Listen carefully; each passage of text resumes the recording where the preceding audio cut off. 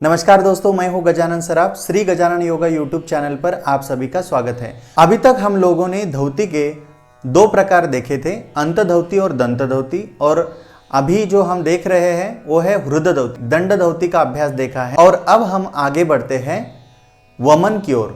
वमन क्या है? वमन के और भी नाम बताए गए हैं, जैसे कि वमन, कुंजल, गजकर्णी और व्याघ्र क्रिया। यहाँ पर जो चार नाम बताए गए हैं, एक अभ्यास जो वमन होता है वो भोजन के पहले किया जाता है, और दूसरा आपने सुना होगा व्याघ्र क्रिया, तो ये अभ्यास भोजन होने के पश्चात किया जाता है। जैसे कि उसका नाम है व्याघ्र क्रिया। व्याघ्र मतलब शेर। शेर को जब अपचन हो जाता है तो शेर क्या करता है, घास को खा के ओमिट करता है। भोजन के उपरांत अगर आपको अच्छा ना लगे, आपको दिक्कत हो रही हो, तब आप व्याघ्र क्रिया का अभ्यास करें। तो भोजन के पहले करना है तो वमन कहलाता है, और भोजन के उपरांत करते हैं तो उसे व्याघ्र क्रिया कहते हैं। तो आइए देखते हैं इस क्रिया को करने के लिए आपको किन चीजों की आवश्यकता होती है। तो इस क्रिया में, और जैसे हमने पिछले वीडियो में देखा था दंड धोती, तो दंड धोती और इस क्रिया में केवल अंतर इतना ही है, दंड धोती में दंड का प्रयोग किया गया था और यहाँ पर हम दंड का प्रयोग नहीं करेंगे, केवल उंगलियों का इस्तेमाल करके इस अभ्यास को करेंगे। तो आपने दंड धोती के वीडियो को अगर अच्छे से समझा होगा तो ये वीडियो भी आपको और आसानी से समझ में आ सकता है। तो आइए देखते हैं इस वीडियो में जिन चीज़ों की आवश्यकता होती है वो कौन सी है। सबसे पहले आपको यहाँ पे 4 गिलास पानी पीना होता है, तो 4 गिलास पानी पीने के हिसाब से करीबन 2 से 4 लीटर का पानी आपको उबाल के रेडी रखना है। फिर आपको लगेगा नमक, जो उसमें टेस्ट अनुसार आपको डालना है, ठीक है। 1 ग्लास लगेगा और नैपकिन लगेगा। इन चीज़ों की आवश्यकता होगी। आइए देखते हैं अब इस क्रिया को किया कैसे जाता है। इस क्रिया को पूर्ण करने के लिए आपको इसकी तैयारी पहले दिन के रात से करनी होगी। जैसे कि अगर कल सुबह आपको इस क्रिया का अभ्यास करना हो तो आज रात को आप हल्का भोजन करेंगे।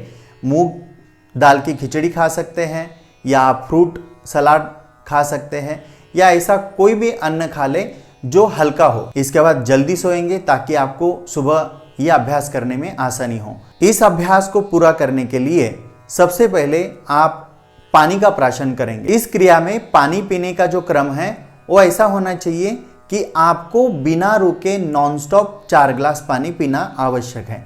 ध्यान रखें, अगर आप पानी कम पी लेते हैं तो आपको पानी बाहर आने में आपको थोड़ी सी दिक्कत हो सकती है। अगर आप 4 से ज्यादा पानी पी लेते हैं कोई दिक्कत नहीं आएगी, आपका अभ्यास अच्छे से हो सकता है। आइए तो देखते हैं इस क्रिया को प्रात्यक्षित रूप से किस प्रकार किया जाता है।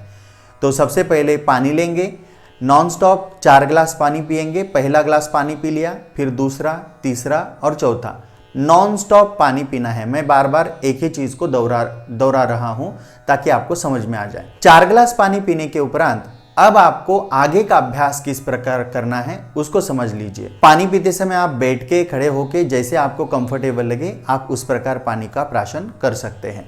पानी पीने के उपरांत अब आपको दोनों पैरों में अंतर लेके खड़े रहना है।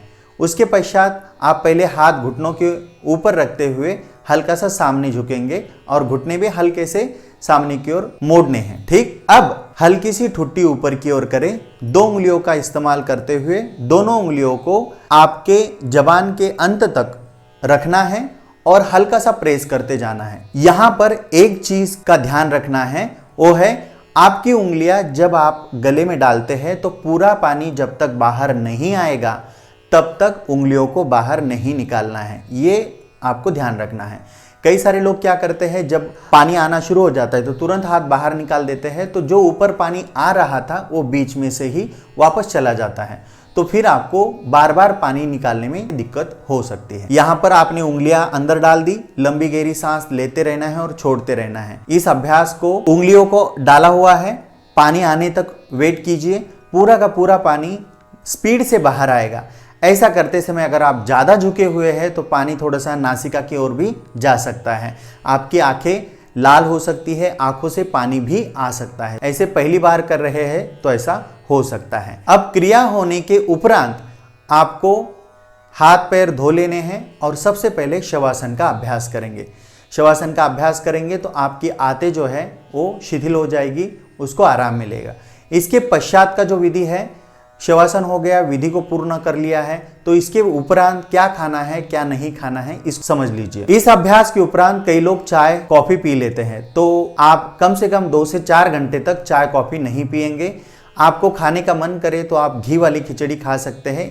घी वाली खिचड़ी खाने का विधि हमने शंख प्रक्षालन वाले वीडियो में बताया हुआ है, उस खिचड़ी को कैसे बनाना है, ठीक है, तो उसमें आप देख सकते हैं। अब ये ध्यान में रखें कि इस विधि को कौन ना करे, अगर करना भी है तो किस प्रकार किया जा सकता है। सबसे पहले पेट की बीमारी वाले लोग इस अभ्यास को नहीं करेंगे। अपेंडिक्स का प्रॉब्लम है, अल्सर का प्रॉब्लम है, पेप्टिक अल्सर है, पेट की सर्जरी हो चुकी है, प्रेगनेंसी है, ऐसे समय में इस अभ्यास को करना वर्जित है। आपका बीपी हाई है तो आप कर सकते हैं, लेकिन आप योग प्रशिक्षक के अंडर ही अभ्यास को करेंगे। अगर आप प्रतिदिन घर पे करते हैं तो ऐसे लोगों को, उच्च रक्तचाप है तो ऐसे लोगों को नमक की मात्रा जो है पानी में कम रखनी चाहिए, क्योंकि नमक अगर पानी में डालते नहीं तो ये पानी बाहर निकालना बहुत ही कठिन हो जाता है। इसीलिए ध्यान रखें, नमक की मात्रा अपने प्रॉब्लम के अनुसार हो। आपका बीपी हाई है तो आप ज़्यादा नमक का इस्तेमाल पानी में ना करें, और आप अगर पानी में नमक ज़्यादा डाल लेते हैं तो वो पानी पीने में भी दिक्कत हो सकती है। इसलिए पानी का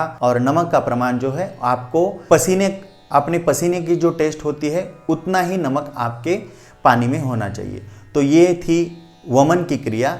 इसी क्रिया को आप भोजन के उपरांत भी कर सकते हैं। जैसे शादी में जाते हैं तो भरपेट खाना खा लेते हैं, तो शादी में बेसिकली ऑयली चीज़ खाने के कारण आपको एसिडिटी ज़्यादातर बढ़ जाती है, और ऐसे समय में आप बेचैन हो जाते हैं, आप इनो लेते हैं, आप सोडा खाते हैं, आप काफ़ी सारे चीज़ों को करते हैं। कई बार आप कुछ प्रकार के मेडिसिन भी लेते हैं ताकि आपकी एसिडिटी कम हो जाए, लेकिन आप यहाँ पर एसिडिटी को कम नहीं कर रहे हैं। आप केवल जो इंडिकेटर है एसिडिटी का, उसको आपने बंद किया है, या आप ऐसे बोल सकते हैं कि एसिडिटी के लिए टेम्पररी आपने उसको दबा के रखा है। तो ये दबा के रखना तो कोई काम का है नहीं, तो इसको आपको कभी ना कभी तो बाहर निकालना पड़ेगा। तो फिर क्या करें, तो आपको करना है व्याघ्र क्रिया का अभ्यास। व्याघ्र क्रिया को शॉर्ट में समझते हैं कि आपने शादी का भोजन या ऑयली चीज खा के आपको एसिडिटी अभी महसूस हो रही है, तो आप उस समय जब आपका पेट पूरा भरा हुआ है, ऐसी स्थिति में आप नमक वाला पानी गुनगुना या थोड़ा सा गर्म, उसको नॉनस्टॉप 4 ग्लास तक पिएंगे। नहीं जाएगा आपको, फिर भी आप पिएंगे, और फिर आप उसको ओमिट करेंगे, अर्थात आपको पानी को बाहर निकालना है उंगलियों की सहायता लेके। तो ये हुआ व्याघ्र क्रिया का अभ्यास। तो इससे आपकी एसिडिटी तुरंत कम हो जाएगी, आपको अच्छे से नींद भी आ सकती है। तो दोस्तों, ये था वमन का अभ्यास। आशा करते हैं कि ये अभ्यास आपको अच्छे से समझ में आया होगा। अगर इस अभ्यास को करते समय आपको कहीं परेशानी हुई या कुछ चीजें समझ में नहीं आई हो, तो आप अवश्य हमें कमेंट में पूछ सकते हैं, हम आपको सहायता करने में तत्पर हैं। तो आज के लिए हम यहीं पर रुकेंगे, जल्द ही मिलते हैं नए वीडियो के साथ। और अभी तक आपने हमारे चैनल को सब्सक्राइब नहीं किया है तो अवश्य सब्सक्राइब कीजिए। हरिओम तत्सत।